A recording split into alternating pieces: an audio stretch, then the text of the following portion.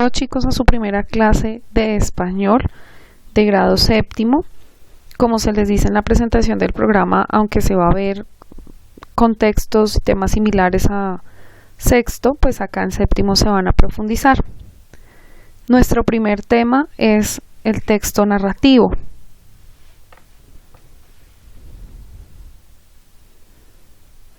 Entonces vamos a ver la estructura del texto narrativo. Supongo que reconocen la imagen que están viendo. Efectivamente es el cuento de Caperucita Roja. Todos lo hemos visto, ¿cierto? Y sabemos que es un texto narrativo porque recordemos que el texto narrativo es un texto que está hecho para contar historias.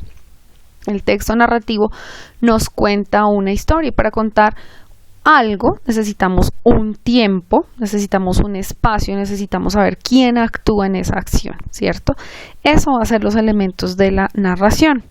Entonces, esta es Caperucita, personaje principal, y tenemos un antagonista que es el lobo.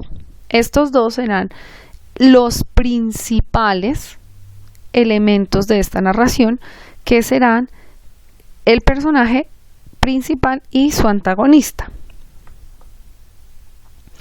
Pero además, esta historia debe transcurrir en un espacio, que los espacios de las narraciones pueden ser reales o pueden ser de ficción, como es el caso de Caperucita, que en este caso será un espacio real. El hecho de que sea una historia de ficción, ¿sí?, no significa que el bosque no sea real. Todos conocemos un bosque, es un espacio real, ¿sí?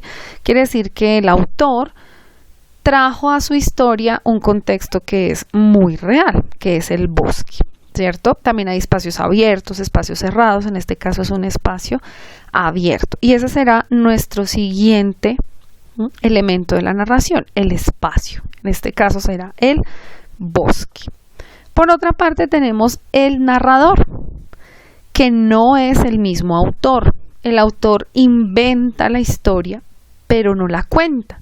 Él inventa una voz, por eso lo representamos aquí como un locutor, como el locutor que nos cuenta el partido. Es lo mismo.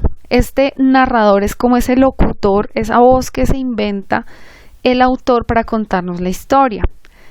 Pero hay varios narradores. Este narrador, para el caso del cuento de Caperucita que conocemos todos tradicionalmente, es un narrador omnisciente, porque él todo lo sabe. Él sabe lo que piensa Caperucita, lo que piensa el lobo, lo que van a hacer, se anticipa las acciones de los personajes, es decir, que lo sabe todo, es como un dios dentro de la historia. Pero si la historia la contara Caperucita, sería un personaje, ¿sí?, que lo está contando, por tanto sería un narrador en primera persona. ¿Sí?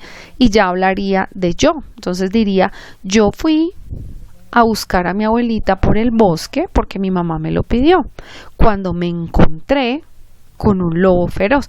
En ese caso sería un narrador en primera persona. Al igual que si lo cuenta el lobo. Si la historia la contara el lobo, sería un narrador en primera persona.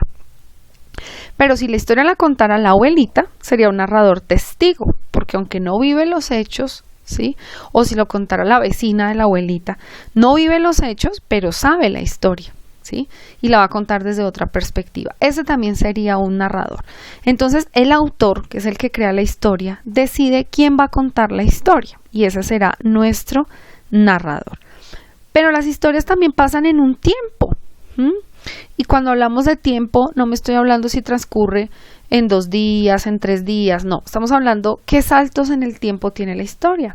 Entonces, por ejemplo, si Caperucita recordara, ¿sí?, lo que le dijo su mamá, si en la historia el narrador nos dijera, y Caperucita en ese momento recordó que su mamá le había dicho que no hablara con extraños, ahí el tiempo va hacia atrás, porque es un recuerdo.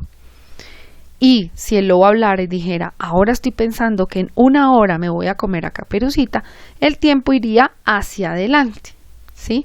Es decir que en las historias, en la narración, el tiempo puede ir hacia atrás o puede ir hacia adelante, ¿sí? No es un tiempo que va de principio a fin, puedo tener saltos en el tiempo.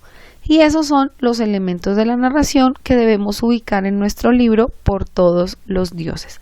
Espero hayamos entendido la explicación.